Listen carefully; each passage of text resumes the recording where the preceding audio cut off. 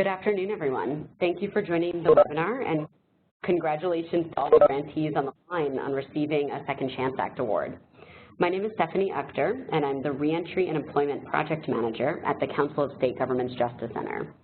I'm joined today by my colleague Andre Bethia, Policy Advisor at the U.S. Department of Justice, Bureau of Justice Assistance, as well as your technical assistance providers here at the Justice Center, Erica Nelson and Sherry Moses.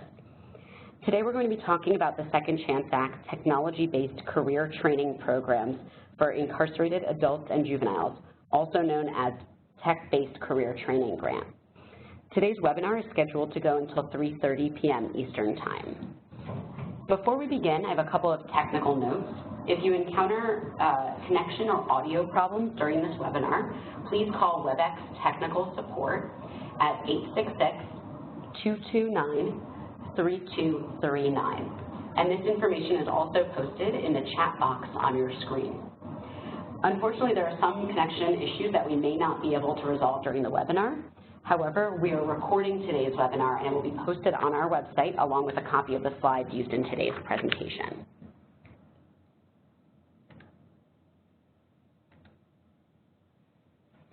So let's go ahead and get started. After our introductions, we'll give an overview of the Tech-Based Career Training Program, as well as the Bureau of Justice Assistance expectations and goals for this grant program. We'll then discuss the different support available to you as a Second Chance Act grantee, including technical assistance from the National Reentry Resource Center and the Planning and Implementation Guide, a tool that we use throughout the technical assistance process. We will then have some time for questions and answers at the end of the webinar. Throughout the course of the webinar, you are welcome to submit any questions you have in the chat box at the corner of your screen. We will do our best to respond to questions throughout, but any questions that we are not able to get to during the webinar, we will discuss at the end during the Q&A section.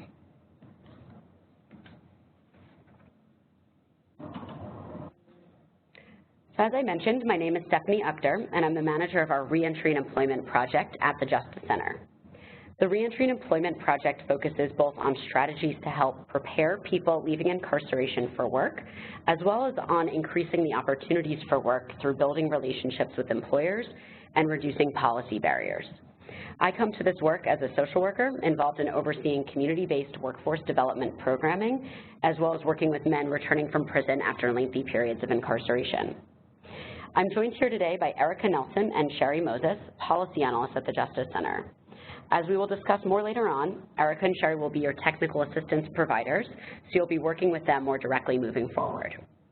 So I'd like to turn it over now to Erica to introduce herself, including her role at the Justice Center and the experience and expertise that she brings to the conversation. Hello, everyone. I'm Erica Nelson, Corrections and Reentry Policy Analyst here at the Council of State Governments Justice Center. In addition to providing technical assistance to Second Chance Act technology career training grantees, I also oversee 2 national demonstration pilot sites focused on improved collaborations between corrections, workforce development, and community-based reentry agencies. Prior to joining the Council of State Governments Justice Center, I worked for more than a decade in 2 locally operated correctional systems, and for several years provided job readiness instruction and career services to college students and people who were incarcerated. My career focus is increasing the employability of those with criminal records and identifying career pathways to promote job retainability and advancement. Great, thank you, Erica. And next I'd like to turn it over to Sherry Moses to introduce herself. Hello, everybody. My name is Sherry, and my background is mainly in workforce development and reentry.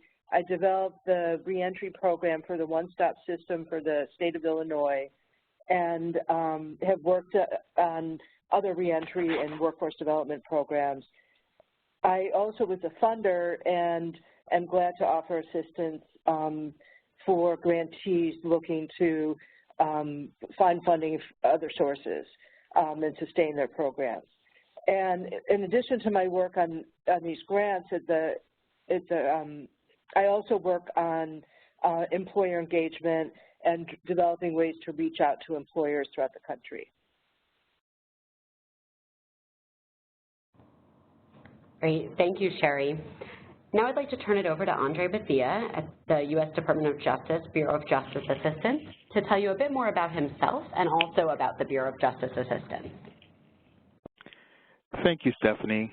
Greetings, everyone. My name is Andre Bethia. I'm the Policy Advisor for Corrections and Reentry here at the Bureau of Justice Assistance, United States Department of Justice. My background is all in corrections and reentry, any aspect of employability, talking about employment and employability for transitional services, discharge planning, law library, all those wonderful things and programmatic efforts that help individuals who are incarcerated and start the transition process from the time of arrival throughout their sentence time and as they're and making greater gains and connections to outside providers as they transition and looking forward to transition plans. So I'm really grateful to be a part of the Technology-Based Careers grant program, really excited about going forward with my partners at the Council for State Government's Justice Center and really helping you understand your role in a larger process of how we look at transitional efforts and reentry as it pertains to employment. The Bureau of Justice, our mission is to provide leadership and services in grant administration and criminal justice policy development to support local, state, and tribal justice strategies to achieve safer communities. This particular grant program is birthed out of the Second Chance Act, which has supported over $300 million to date in reentry investments across the country. Once again, I want to thank you so much for applying, but more importantly for being a part of this great work. It is sometimes challenging work, but it's nonetheless great work. Again, we're going to start by talking about the different resources that are available to you. This is a holistic approach. We are all partners in this great effort to help and assist you. So back to you, Stephanie. Great, thank you, Andre. The technical assistance for your Second Chance Act grant is provided by the National Reentry Resource Center, which is funded by the Bureau of Justice Assistance and managed by us here at the Council of State Governments Justice Center. The NRRC, for short, provides support to Second Chance Act grantees and to the broader field. We are constantly adding new content and resources to our website, so I encourage you to check in regularly to the site for more information, as well as to sign up for the monthly newsletter, which will provide relevant information for your project. The web address is in the bottom right corner of the slide. Now we're going to provide more information about the grant program. Again, we want to congratulate you all on tremendous applications and introduce you to the full cohort of Technology Career Program grantees for FY16. I'm going to give a quick overview of each of the programs, but as we continue throughout the grant period, you'll get to know each other much better and there will be opportunities for peer learning. The Arizona Department of Corrections will be developing a program to train and credential people incarcerated in technology skills useful in the construction industry using both classroom and hands-on training. This program will be administered in partnership with Central Arizona College, Central Arizona Home Builders Association, Arizona at Work, and local employers. The Essex County Sheriff's Department of Massachusetts will offer a training program for those housed in their pre-release center, women in their transition center, and community correction centers. The department will partner with CTEC to provide training in high-demand technology sectors. The Louisiana Office of Juvenile Justice will build upon their existing technology training program for youth funded by a previous Second Chance Act grant award by expanding to other regions in the state. This will include implementing electronic classrooms for educational training and advanced technological and vocational training.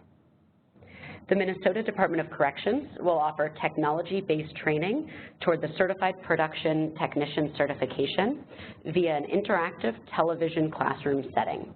The program will also help participants work towards completing the Manufacturing Skills Standards certification testing that can lead to career paths in alternative energy management. An existing Second Chance Act grant funded machining funding machining program will also be made available to the juveniles.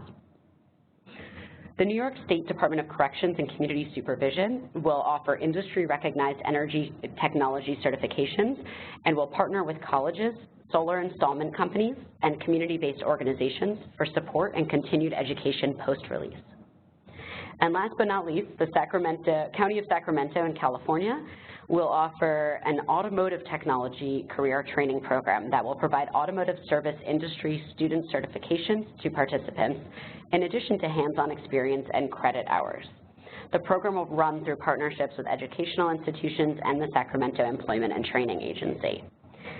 So needless to say, we are excited to work with all of you as you plan and implement these incredible programs.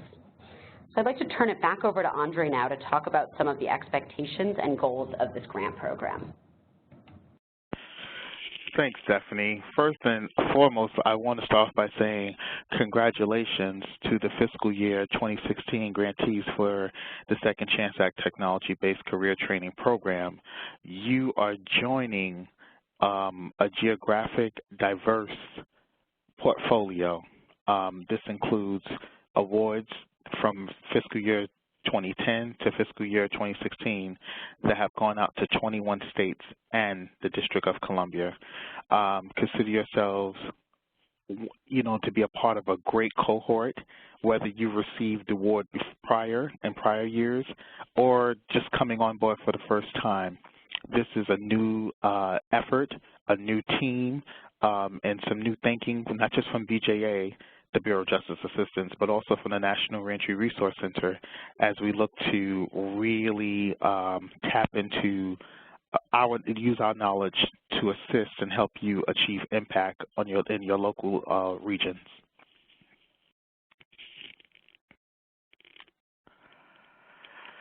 So the Second Chance Technology-Based Career Training Program was initiated in fiscal year 2010, and so far up to date, we've at the Bureau of Justice Assistance have administered 44 grants totaling $27 million.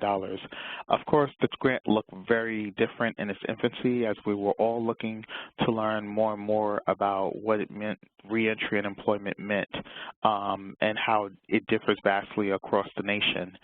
So you'll see, even what you see on the screen, you'll see that there were moments where we had 4.9 million in the beginning, and then maybe there was a slight decrease over the years.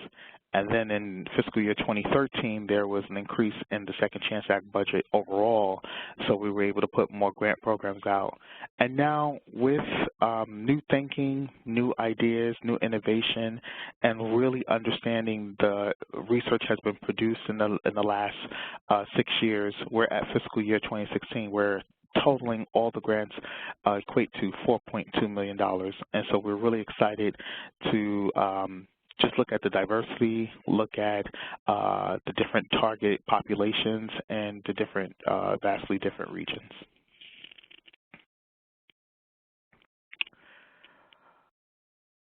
The goal of this particular the goal of this particular program is to increase employability of people returning from incarceration and technology-based jobs, and to facilitate successful reentry. That looks very different, again, from region to region. Nevertheless, our objectives are that you must use a validated risk needs assessment tool to target services to a moderate to high risk population, and that includes for incarcerated adults and juveniles. We also expect that you would deliver a career training program in high-demand industries that begins 6 to 36 months pre-release and includes connections to follow-up services in the community. There's an expectation that you will establish individualized reentry services for this population. Now, the target population, we're looking at moderate to high risk of reoffending, 6 to 24 months prior to release, and this also was for adults or juveniles, depending on who were convicted or adjudicated, depending on what you wrote in your proposal. The expectation was that you would partner with a training entity and also work with a community-based agency for post-release services. You are required to commit to data collection. So each one of you had to let us know what your baseline recidivism rate and that you would require yourselves to track recidivism to report the data back. So this is about tracking outcomes and setting targets.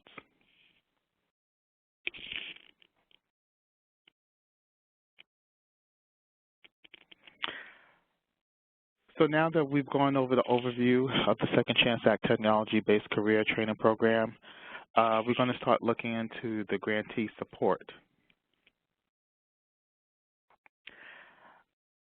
Again, my name is Andre Bethea. I'm the Policy Advisor at the Bureau of Justice Assistance, and we commonly refer to as BJA. We are the government funder, and that's where the work comes out for me from the Policy Advisor. You will also be assigned a state policy advisor who you may have heard on a previous webinar. That person will deal with, my colleague on that end will deal with your budgetary, your grant adjustments, your scope change, and your change of adjustments. All of us work in unison together to help you achieve impact. My other partner is CSR Incorporated. They are contracted to BJA to handle the performance measurement tool that you will be using to report your data. In addition, we have on the call now the National Reentry Resource Center, which is known as the NRRC. They are also contracted through to BJA to provide training and technical assistance to you. There's a load of resources and information that they will help you achieve an impact, but also overcome the different challenges that you might encounter. So we're going to talk more about that. Back to you, Stephanie. Great, thank you, Andre. And as Andre described, there's a tremendous amount of resources available to grantees through BJA, CSR, and the NRRC, and we hope that you will tap into those throughout your grant award. This slide shows you who your technical assistance provider will be at the NRRC, either Erica Nelson or Sherry Moses, who many of you have already connected with for your first call. And as Andre explained, each grantee has also been assigned a BJA state policy advisor based on geographic region. Please keep the NRRC TA provider, Erica or Sherry, looped into communication that you're having with the BJA State Policy Advisor. And again, these slides will be available after the webinar for you to reference again. To help orient you to your Second Chance Act grant, a number of webinars and calls have been set up. First, a broad Second Chance Act orientation webinar was hosted on November 9th.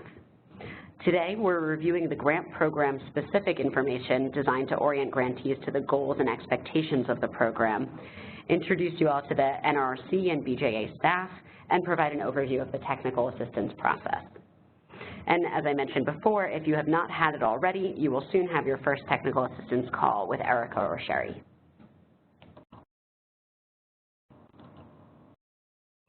As I mentioned, each Second Chance Act grantee is assigned an NRRC technical assistance provider that will offer support in a number of ways.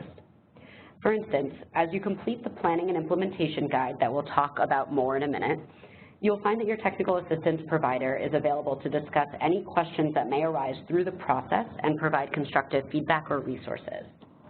Your technical assistance provider will also work with you to create a tailored technical assistance plan that takes into account the importance of tracking progress to grant deliverables and collaboratively finding solutions to any barriers you may encounter along the way. Finally, the NRRC's mission is to advance the reentry field through knowledge transfer and dissemination of evidence-based best practices. As such, we will ask your permission to share any success for reducing recidivism or creative solutions for bridging the gap between theory and practice with stakeholders, peer grantees, and possible products through the NRRC will publish in the future. The NRRC strives to provide ongoing support that is responsive to each grantee's unique needs. This often includes assisting with data collection and analysis, training on what works to reduce recidivism and improve other outcomes, helping to translate research into proposed policy and practice improvements, supporting the development of implementation and/or improvement plans, and connecting grantees to their peers doing similar work. The boxes at the bottom of this slide describe the 6 primary methods through which the NRRC offers technical assistance. Regular monthly calls between program staff and the technical assistance provider should include any staff overseeing day-to-day operations of the program. Depending on the focus of each call, it may sometimes be useful to bring in additional staff or partner agencies to join for that monthly call. Peer learning opportunities may include webinars tailored to a specific set of programs that will allow you and your peers to troubleshoot, share challenges, and discuss strategies. This may also include technical assistance providers putting you in touch with other grantees or organizations that have worked through similar issues. The NRRC hosts a number of webinars on a variety of topics and also promotes webinars from across the field on the topic of reentry and employment.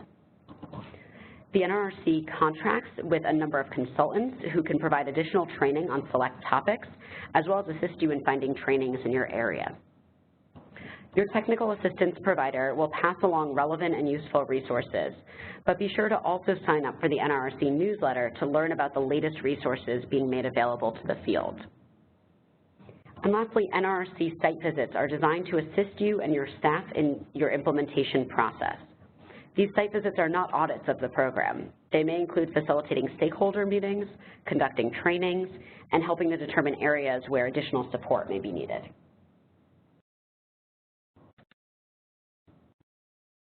As I mentioned briefly, there will be a planning and implementation guide designed to assist you and your technical assistance provider. The Planning and Implementation, or P&I guide, will be made available to grantees within the next few weeks.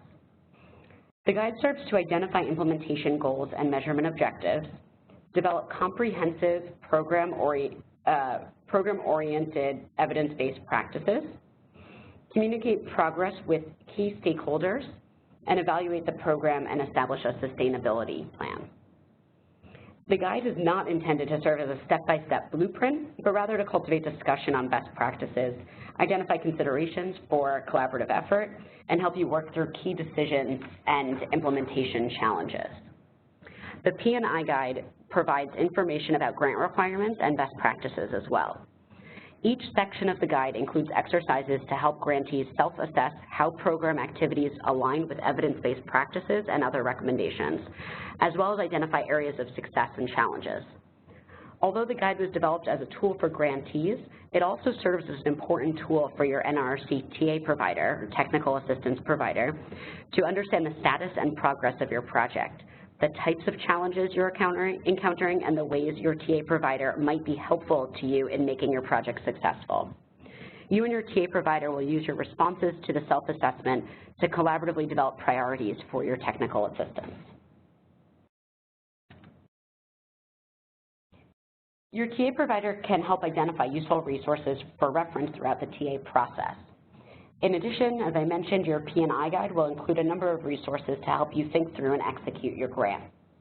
Here are 3 examples of resources highlighted in the P&I guide that are developed by the NRRC. The Integrated Reentry and Employment Strategies White Paper identifies strategies to effectively provide employment services for the higher risk, higher needs adult reentry population. It promotes close collaboration with reentry service providers and provides guidance on prioritizing scarce resources to more effectively reduce rates of reincarceration and joblessness. The paper also outlines principles that should drive both supervision and service decisions that can help ensure that frontline personnel's efforts are having the greatest positive effect. For more information on how to better leverage existing research and resources to facilitate systems improvements that reduce recidivism and improve other outcomes for youth involved in the juvenile justice system, please take a look at the core principles for reducing recidivism and improving other outcomes for youth document. And for those of you working with young adults or transitional age youth, we encourage you to take a look at the issue brief titled Reducing Recidivism and Improving Other Outcomes for Young Adults in the Juvenile and Adult Criminal Justice Systems. All of these resources are available on the National Reentry Resource Center.org.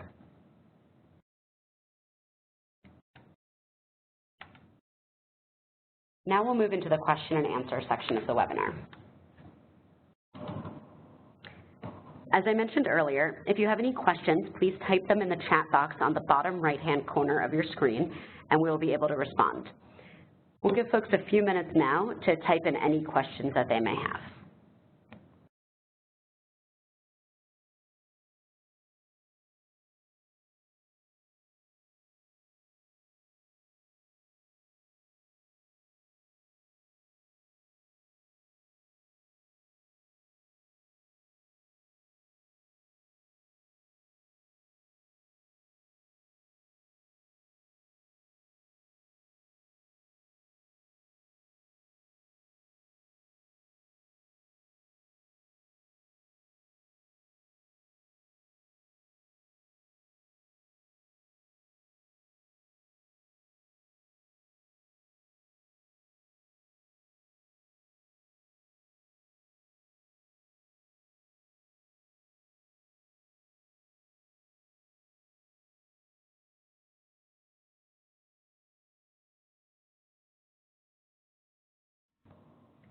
Just as a reminder, we're just giving folks a few minutes to type in any questions into either the chat box on your screen through WebEx or into the Q&A section of the chat feature. And those questions may relate to the grant program expectations or objectives, the role of BJA, CSR, or the NRRC as your support team and technical assistance providers, or other resources that you're interested in discussing.